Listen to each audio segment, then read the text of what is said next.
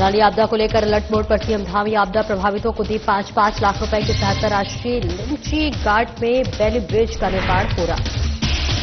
गढ़वाल आयुक्त ने उत्तरकाशी में की प्रेस वार्ता। धराली में संचालित रेस्क्यू को लेकर दी जानकारी। कहा, मलबे में दबे लोगों को ढूंढना हमारी प्राथमिकता। विधानसभा अध्यक्ष खडूड़ी ने विधानसभा सचिव को सौंपा पत्र। 1 माह का वेतन केंद्र राहत कोष में देने को लेकर लिखा पत्र। कहा, आपदा पीड़ितों के साथ खड़े हैं। जिला पंचायत अध्यक्ष के चुनाव को लेकर प्रीतम सिंह का बयान। मजबूती से चुनाव लड़ेगी कांग्रेस। देहरादून में कांग्रेस का बनेगा अध्यक्ष और उपाध्यक्ष। और भारी बारिश के बीच ग्राउंड जीरो पर पहुंचे एसएसपी अजय सिंह। क्षतिग्रस्त हुए मकानों का निरीक्षण। थाना प्रभारियों को दिए सख्त निर्देश।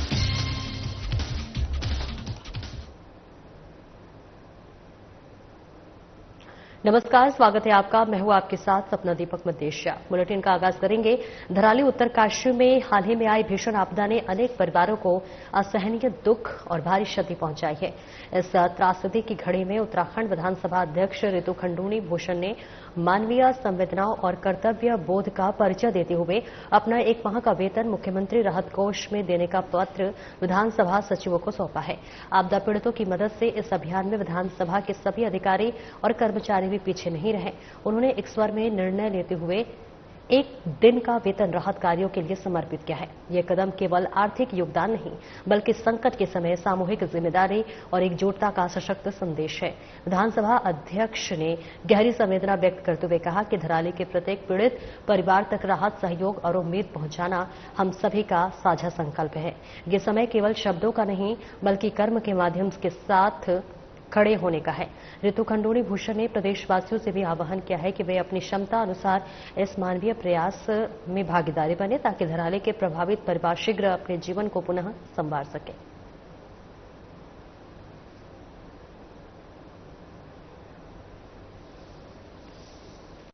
जानते हैं, धराली उत्तरकाशी में बहुत बड़ी आपदा आई है और उस आपदा में छोटा सा प्रयास मेरे द्वारा भी किया जा रहा है और अपनी 1 माह का जो वेतन है वो मैं मुख्यमंत्री राहत कोष को देने जा रही हूँ। और साथ ही साथ विधानसभा सचिवालय, विधानसभा के सारे कर्मचारियों ने भी ये निर्णय लिया है कि वो 1 दिन की अपना जो वेतन है वो मुख्यमंत्री राहत कोष को देंगे।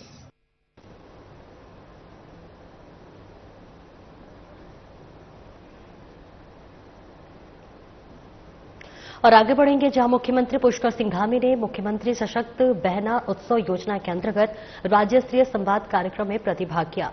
इस अवसर पर सीएम धामी ने मुख्यमंत्री उद्यमशाला योजना का शुभंकर लोगो और हाउस ऑफ हिमालय के नए उत्पाद एवं वेबसाइट के लॉन्च और बहनों से भी संवाद किया। इस बीच आइए अब आपका सीधा रुख कराते हैं मुख्य सेवक सदन मुख्यमंत्री आवास देहरादून का, जहां सीएम धामी कार्यक्रम में उपस्थित महिलाओं से संवाद कर रहे हैं। आज तक हम उन्नति पर ही है और आपका बहुत बहुत धन्यवाद। आप हमें इतना बड़ा स्टेज देते हैं बोलने के लिए। अच्छा, आप लोग कितने लोग आए हैं वहाँ से, अल्मोड़ा से?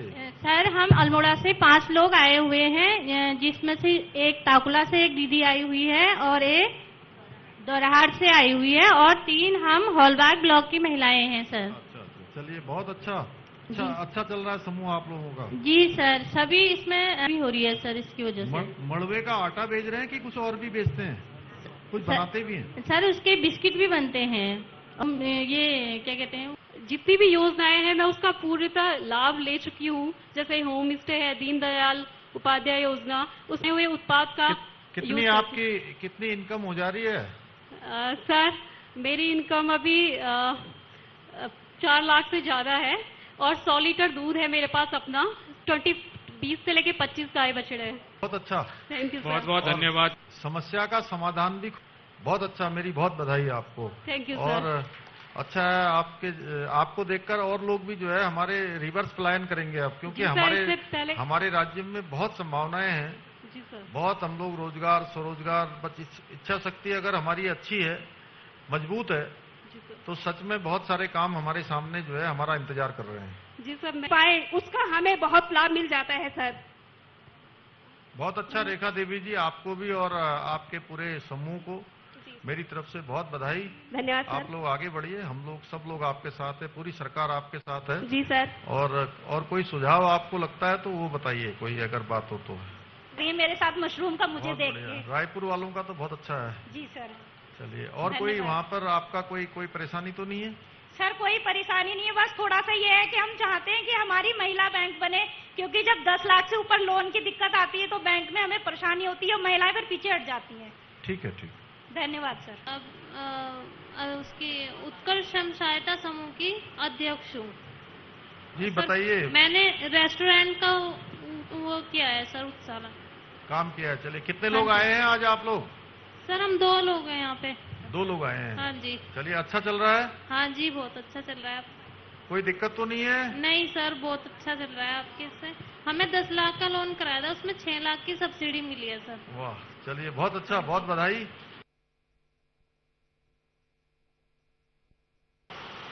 देश के अंदर निरंतर कार्य हो रहे हैं, चाहे महिलाओं को आज लोकसभा या विधानसभा में 33% का आरक्षण देना हो, बेटी बचाओ बेटी पढ़ाओ अभियान प्रारंभ करना हो, उज्ज्वला योजना से महिलाओं को चूल्हे की धुएं से मुक्ति दिलाना हो, लखपति दीदी योजना हो, या फिर ट्रिपल तलाक जैसी कुप्रथा से मुक्ति दिलाना हो, ऐसे अनेक ऐतिहासिक निर्णय आदरणीय प्रधानमंत्री मोदी जी ने लेकर मातृशक्ति का सम्मान सुरक्षित किया है। मेरा मानना है कि जब एक महिला आर्थिक रूप से सशक्त होती है तो न वो केवल अपने परिवार बल्कि पूरे समाज को भी सशक्त बनाने का काम करती है। जैसे मैं देख रहा था, बहुत सारी बहनों ने अपने शुरुआती दिनों में बहुत सीमित संसाधनों में काम शुरू किया और इतना शानदार काम करते करते आपने एक बड़ा इसका विस्तार कर दिया।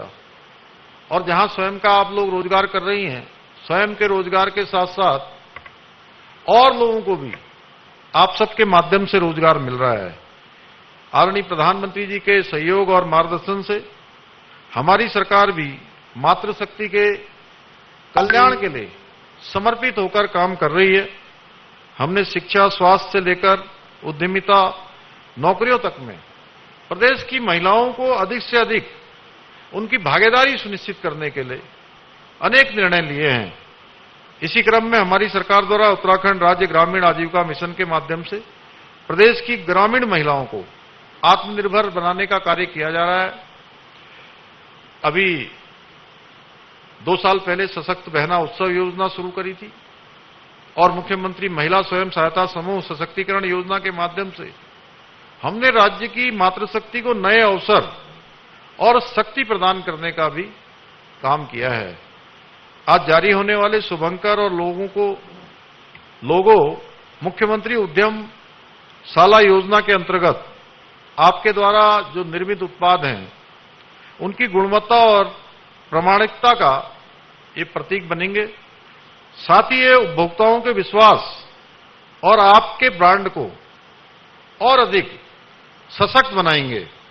इस योजना के अंतर्गत हम आगामी 3 वर्षों में 15,000 से अधिक उद्यमियों, स्वयं सहायता समूह और लखपति दीदियों को प्रशिक्षण की सुविधा प्रदान करेंगे।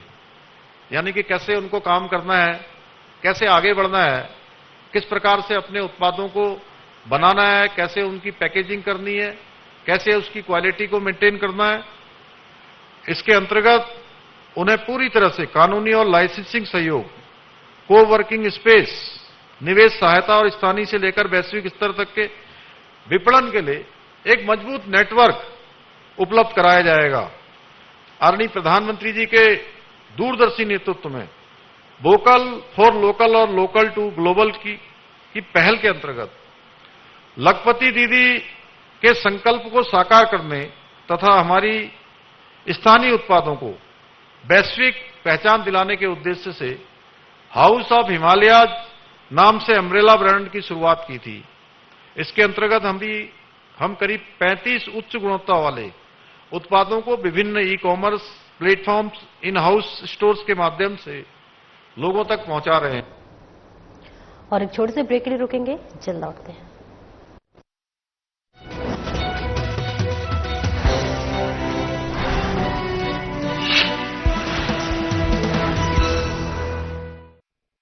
प्रधानमंत्री श्री नरेंद्र मोदी जी के मार्गदर्शन में हर घर तिरंगा आज एक राष्ट्रीय जन भागीदारी अभियान बन चुका है। देश की हर कोने में इस अभियान की गूंज सुनाई दे रही है और इसी कड़ी में मुख्यमंत्री श्री पुष्कर सिंह धामी के नेतृत्व में देवभूमि उत्तराखंड भी इस अभियान में देशभक्ति की एक अनूठी मिसाल प्रस्तुत कर रहा है। राज्य में गांव से लेकर शहरों तक विद्यालयों, महाविद्यालयों और सार्वजनिक स्थलों पर तिरंगा रंगोली, सांस्कृतिक प्रस्तुतियां, रैलियां, तिरंगा मेला व प्रदर्शनी एवं ध्वजारोहण समारोह आयोजित किए जा रहे हैं। आइए हम सब इस राष्ट्रीय जन भागीदारी आंदोलन के गौरवान्वित स्वयं सेवक बने। इस अभियान के अंतर्गत 15 अगस्त तक अपने अपने घरों, कार्यालय और आस पड़ोस में तिरंगा फहराएं। अब बारी है आपकी भागीदारी की। गर्व से सेल्फी लें और www.harghartiranga.com पर अपलोड करें। ये केवल एक उत्सव नहीं, ये राष्ट्र के प्रति हमारा प्रण है। हमारा स्वतंत्रता दिवस हमारे तिरंगे और हमारे राष्ट्र की प्रगति के प्रति हमारी प्रतिबद्धता को दोहराने का समय है। पिछले साल की तरह ही इस बार भी हमें हर घर तिरंगा फहराना है। आइए हर घर तिरंगा अभियान को जन जन का उत्सव बनाएं।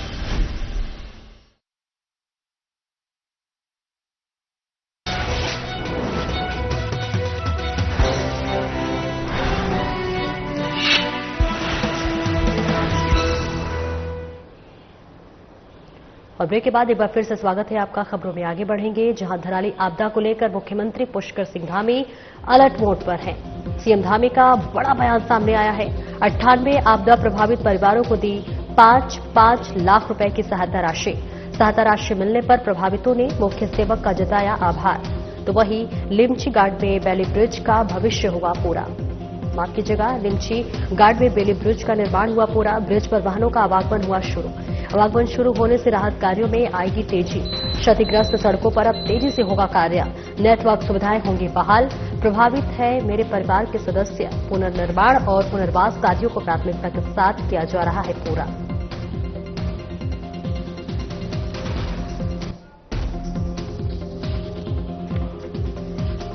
जहाँ पे आपदा पीड़ित परिवारों को जो 5 लाख की धनराशि वितरित की गई है, हम सभी पीड़ित परिवार की ओर से माननीय मुख्यमंत्री जी का आभार व्यक्त करती हूँ, धन्यवाद करती हूँ। और आगे भी मैं माननीय मुख्यमंत्री जी से ये उम्मीद करती हूँ कि जो आपने हमें आश्वासन दिया यहाँ पुनर्वास का, आप जरूर उसको समय पे पूरा करेंगे। और इसी उम्मीद के साथ हम सारे ग्रामवासी, पीड़ित ग्रामवासी, आपका हार्दिक दिल से धन्यवाद और आभार व्यक्त करते हैं। मैं महेश सिंह कुमार मेरा नाम है। सरकार ने भी 5 लाख की धनराशि हमें दी है, उसके लिए मैं सरकार का धन्यवाद करता हूँ। और मैं आगे सरकार से ये भी दरख्वास्त करना चाहता हूँ कि जो हमने विस्थापन की मांग रखी है उसको हमारा जल्दी से जल्दी पूरा किया जाए, ताकि हमें एक नया घर मिल सके और एक थोड़ी सी जगह मिल सके, ताकि हम वहाँ पे सुरक्षित रह सकें, क्योंकि गाँव तो रहने लायक नहीं रहा है। तो हम सरकार के लिए धन्यवाद करते हैं। जो भी सरकार ने त्वरित ये सहायता हमें प्रदान की है, चाहे राशन है, चाहे कपड़े हैं, इसलिए इसके लिए हम सरकार का बहुत बहुत धन्यवाद करते हैं। देखिए, बिजली पहले ही रिस्टोर हो गई है, मोबाइल नेटवर्क वहां पर चालू हो गया है। सभी प्रकार के जो सामान है, खाद्य सामग्री है, कपड़े हैं इत्यादि की सभी व्यवस्थाएं वहां पर हो गई हैं। राहत सामग्री पहुंच गई है, राशन किटें बनकर वहां पहुंच गई हैं। और जो लिमचा घाट है वहां पर एक बड़ा पुल जो क्षतिग्रस्त हो गया था उसको रात में रीइंस्टॉल करके चालू कर दिया गया है। अब हमारी प्राथमिकता है कि जल्दी से जल्दी जो हमारे अनेक प्रकार के उपकरण हैं जो सिंचाई में काम आते हैं, चैनलाइजेशन में काम आते हैं, जो ताल वहां पर बन गया है, और रोड कनेक्टिविटी और भी कई स्थानों पर अभी नहीं है, उसको बनाना, उसको जल्दी से जल्दी कनेक्ट करना और उसके बाद अन्य जो काम है वो काम सभी वहां पर संचालित करना। और वही गढ़वाल आयुक्त ने उत्तरकाशी में की प्रेस वार्ता। जी हां, आपको बताते चले, जहां पर गढ़वाल आयुक्त विनय शंकर पांडे ने तमाम बातों का जिक्र किया। धराली क्षेत्र में संचालित रेस्क्यू और सर्च ऑपरेशन को लेकर जानकारी दी। आपदा प्रभावित क्षेत्रों में रेस्क्यू अभियान युद्ध स्तर पर। आपदा पीड़ितों की राहत और पुनर्वास के लिए मिला बेहतर पैकेज। सचिव राजस्व की अध्यक्षता में 3 सदस्यों की एक उच्च स्तरीय समिति का हुआ गठन। समिति के सदस्य पहुंचे उत्तरकाशी। आपदा से हुई क्षति का करेंगे आकलन, प्रभावितों से भी करेंगे चर्चा। 1300 से अधिक लोगों का हुआ सुरक्षित रेस्क्यू। मलबे में दबे लोगों को ढूंढना हमारी प्राथमिकता। मलबे में दबे लोगों के लिए चलाया जा रहा सर्च ऑपरेशन का तत्परता से किया जा रहा संचालन। अधिकारी प्रभावित क्षेत्रों में कर रहे हैं कैंप। 43 लोग लापता, एक का मिला शव। मोबाइल नेटवर्क बहाल होने के बाद 5 व्यक्तियों से हुआ संपर्क। हर्षिल में भागीरथी नदी पर बने झील से पानी निकासी हुई शुरू। सड़कों की मरम्मत के लिए डबरानी तक पहुंचाई गई कई मशीनें। मंगलवार तक सड़क संपर्क बहाल होने की उम्मीद।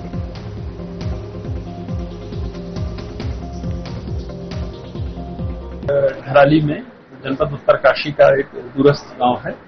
वहां पर 5 तारीख को एक आपदा आई थी और उसके उपरांत नेक्स्ट डे मॉर्निंग में ही माननीय मुख्यमंत्री जी सबसे पहले वहां गांव में पहुंचे थे और उन्होंने वहां के हालात का जायजा लेने के बाद बड़ी संख्या में राहत सामग्री, प्रशासनिक machinery, SDRF, NDRF, army, police के जवान, प्रशासन के अधिकारी सभी का बड़ा तेजी से मोबिलाइजेशन हुआ। विद्युत आपूर्ति व्यवस्था थी वो बहाल कर दी गई है। हमारे मोबाइल नेटवर्क जो बुरी तरह से प्रभावित थे उन सबको रिस्टोर कर दिया गया है। सप्लाई डिपार्टमेंट और फूड डिपार्टमेंट सभी ने बहुत ही अच्छा कार्य किया और पर्याप्त मात्रा में वहां पर खाने पीने का सामान, अनाज, राशन, साथ ही साथ मॉर्निंग से लेकर इवनिंग तक एक व्यक्ति को अपने दैनिक उपयोग की जो भी वस्तुएं होती हैं वो सब लोगों को काफी बड़ी तादाद में उपलब्ध करा दी गई हैं। बातचीत भी हुई। फौरी तौर पर 5 लाख रुपए की अनुग्रह राशि देने की भी माननीय मुख्यमंत्री जी ने घोषणा की थी। कमेटी बनाई गई है जो राहत और पुनर्वास के एक पैकेज को तैयार करेगी जो सेक्रेटरी रेवेन्यू की अध्यक्षता में होगी और उम्मीद है कि आज दोपहर तक वो कमेटी भी यहाँ आ जाएगी और पर वो कैंप करके एक प्रभावितों से बातचीत करके क्षति का आकलन करके एक अच्छा राहत पैकेज जो दिया जा सकता है वो देगी। और जहां पर सड़क थोड़ी बहुत अभी ठीक नहीं हो पाई है वहां ट्रांसशिपमेंट के माध्यम से भी जरूरी सामान पहुंचाए जा रहे हैं। मिसिंग पर्सन्स की बात है, ये भी एक इम्पोर्टेंट इशू है। तो अभी तक जो हम लोगों के पास आंकड़े आए हैं उसमें मिसिंग पर्सन्स की संख्या 43 है। उसका मैं आपको ब्रेकअप आपको दे सकता हूं जो अभी तक हमारे पास रिपोर्ट हुए हैं। इन 43 में 9 पर्सन्स आर्मी के थे जो पहले दिन ही जो दुखद घटना हुई थी और इसमें 13 लोकल के लोग थे। इसमें 8 हमारे धराली के थे। इसमें से एक डेड बॉडी भी मिली थी हमें पवार जी की और उनको नियमानुसार जो भी हम लोग सहायता दे सकते थे उसकी भरपाई तो नहीं कर सकते लेकिन जो हम दे सकते थे वो हम लोगों ने दिया है। और 5 नियर बाई के लोग हैं, धौतरी के और आसपास के लोग हैं। तो लोकल्स 13 हैं। टिहरी का एक व्यक्ति अभी जो मिसिंग रिपोर्टेड है। बिहार के 13 लोग हैं और यूपी के 6 लोग हैं। इसके अतिरिक्त एक बड़ी संख्या आई थी 29 नेपाली मजदूरों के लापता होने की, लेकिन इनकी जो अभी स्थिति हम लोगों ने मोबाइल नेटवर्क बहाल हुआ है तो उसमें 5 तो मिल गए हैं।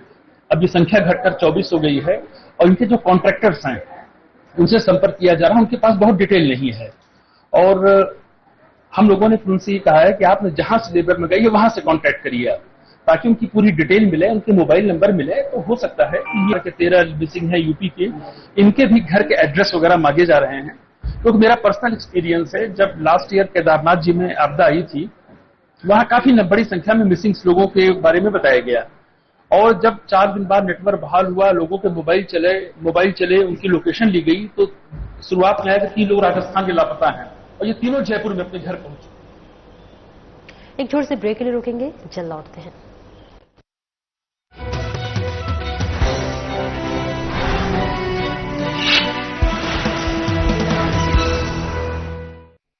प्रधानमंत्री श्री नरेंद्र मोदी जी के मार्गदर्शन में हर घर तिरंगा आज एक राष्ट्रीय जन भागीदारी अभियान बन चुका है।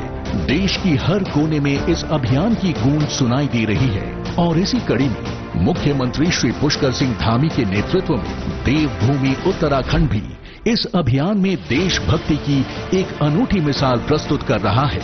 राज्य में गांव से लेकर शहरों तक विद्यालयों, महाविद्यालयों और सार्वजनिक स्थलों पर तिरंगा रंगोली, सांस्कृतिक प्रस्तुतियां, रैलियां, तिरंगा मेला व प्रदर्शनी एवं ध्वजारोहण समारोह आयोजित किए जा रहे हैं।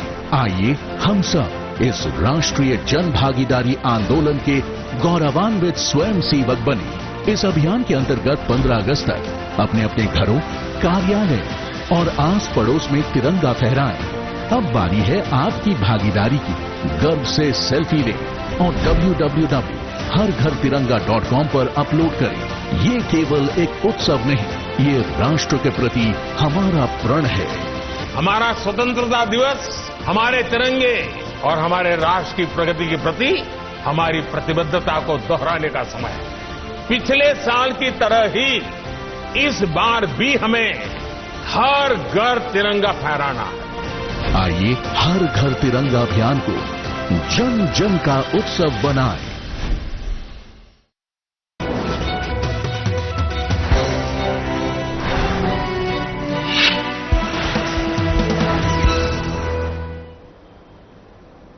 और ब्रेक के बाद एक बार फिर से स्वागत है आपका। खबरों में आगे बढ़ेंगे। आपको बताते चले कि जिला पंचायत अध्यक्ष के चुनाव को लेकर विधायक प्रीतम सिंह का बड़ा बयान सामने आया है। कांग्रेस मजबूती से लड़ेगी चुनाव। अधिकांश जगहों में कांग्रेस के बनेंगे अध्यक्ष और उपाध्यक्ष। कांग्रेस के पास जिला पंचायत सदस्यों का अपार समर्थन। देहरादून में कांग्रेस का बनेगा अध्यक्ष और उपाध्यक्ष। अध्यक्ष पद पर सुखविंदर और उपाध्यक्ष पद पर अभिषेक सिंह ने किया नामांकन।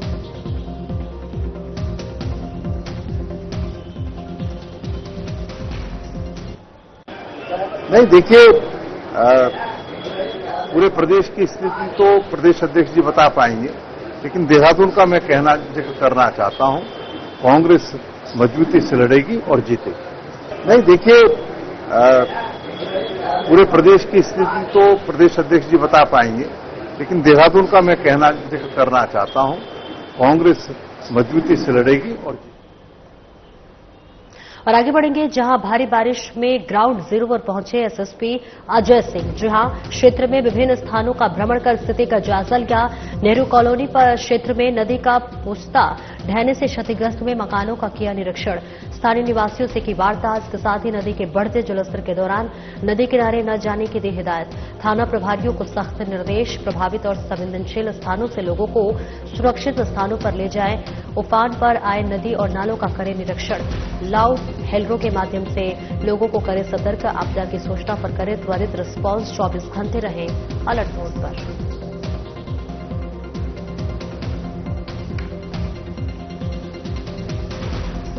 ये मौसम विभाग का जो अलर्ट जारी हुआ है इसमें, और देखा जैसे आप सभी लोग देख पा रहे हैं लगातार निरंतर बारिश हो रही है।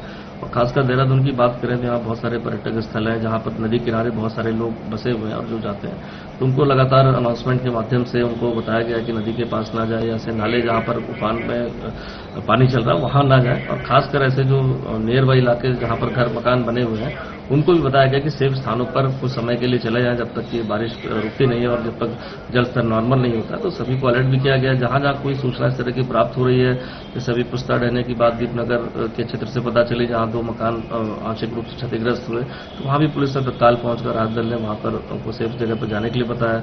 एक लक्ष्मण चौक एरिया में भी एक पुराना मकान गिरने की बात आई थी जिसको भी पुलिस ने पहले ही उनको इवैक्यूएट करा दिया। तो सभी को हिदायत दी जाती है कि बारिश के मौसम को देखते हुए, अलर्ट को देखते हुए जब तक आवश्यक न हो तब तक घरों में ही रहें। साथ ही साथ जहां पर जलस्तर ज्यादा है वहां पर गाड़ियों से ना जाएं, क्योंकि देख समझ के जाएं वहां पर, क्योंकि कभी कभी देख रहे हैं ऐसे नालों पर क्रॉस करते वक्त, ऐसी पुलिया पर क्रॉस करते तेज पानी आने के कारण गाड़ी बहने का भी अंदेशा रहता है। जैसे अभी सूचना आई थी कार भी बहने की आई थी, जिसको पुलिस ने फिर उसको रस्से बांध के निकाला है उसे। तो मौसम के अनुसार अनुकूल जो भी अलर्ट्स आ रहे हैं न्यूज को देखकर ही निकले और बहुत आवश्यक न हो तो अपने घरों में से। और आगे बढ़ेंगे, जहां जिला पंचायत अध्यक्ष और ब्लॉक प्रमुख के चुनाव को लेकर बीजेपी प्रदेश अध्यक्ष महेंद्र भट्ट का बड़ा बयान सामने आया है। 4 जिले में निर्विरोध अध्यक्ष बनाने में सफल हुई बीजेपी। उधम सिंह नगर, चंपावत, पिथौरागढ़ और उत्तरकाशी में बीजेपी के बने निर्विरोध अध्यक्ष। 9 ब्लॉक प्रमुख हुए निर्विरोध निर्वाचित। महेंद्र भट्ट ने विजय प्रत्याशी को दी बधाई। 14 तारीख को मतदान के दिन बाकी जिलों में भी बनेगी बीजेपी के अध्यक्ष उपाध्यक्ष। महेंद्र भट्ट ने दिया बड़ा बयान।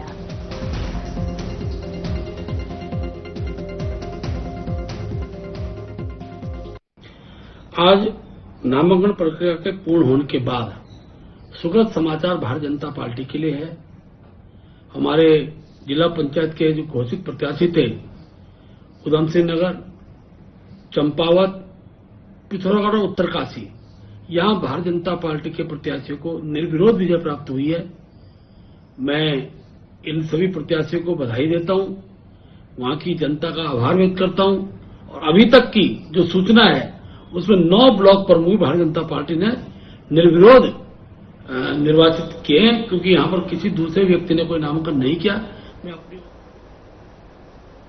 फिलहाल इस बुलेटिन में इतना ही। नमस्कार।